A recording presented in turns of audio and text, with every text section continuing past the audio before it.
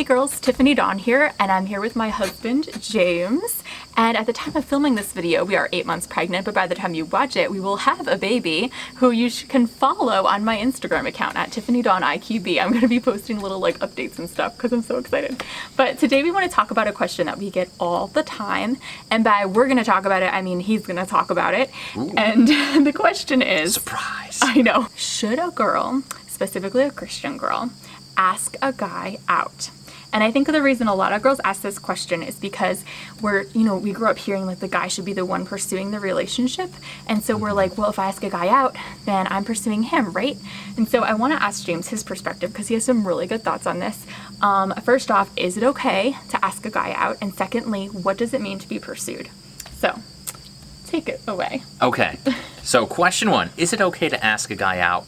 It depends on how you do it, but absolutely it is. Wait, what do you mean it depends on how you do it? So if you just walk up to someone that you don't really know, that you've sort of admired from afar, and you say, hey, do you want to go out?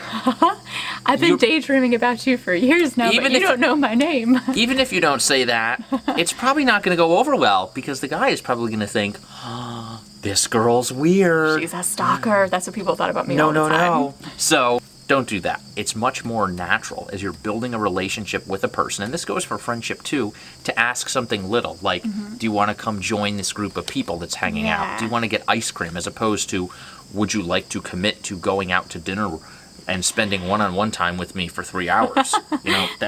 That's kind of intimidating, guy or girl, because you think, well, what if I hate the time together? I don't know. So I think it's totally normal for a girl to say, hey, do you want to hang out to study if you're in college, or do you want to grab ice cream? Do you want to grab coffee? Yeah. Now, to answer your second question, what does pursuit mean?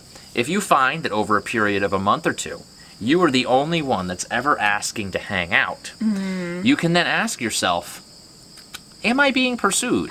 And I think that if you're the one who's initiating all of the hanging out, then you're not being pursued.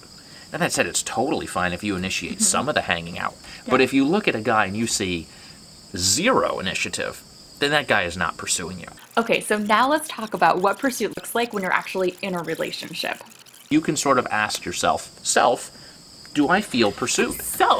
And whatever you say to yourself is something worth discussing. So if you feel pursued, great.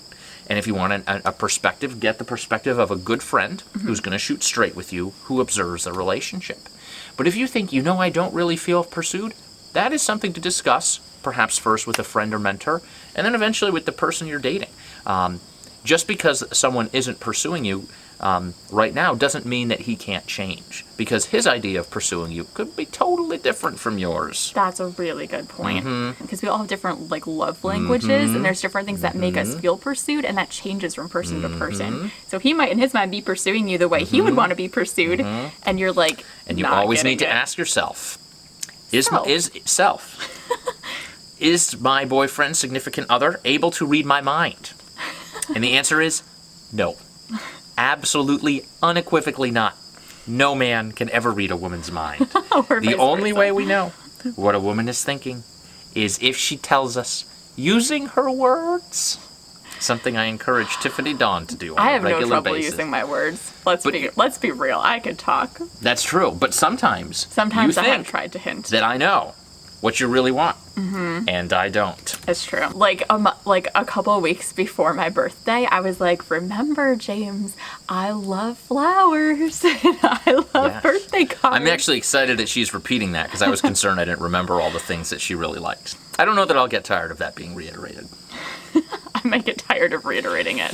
That's true. Because part of feeling pursued for a girl is also you remembering. So that's true. For me, anyway. No, I think it's probably true for a lot of women. So I guess in closing, I would say I think it's really important that both people are pursuing each other. So I think if you've grown up in church, you hear a lot about the guy should pursue the girl, but I think it goes both ways. Any relationship where only one person is pursuing, only one person is initiating, is going to be miserable for the other person, whether you're a guy or a girl. In the long term. Yeah.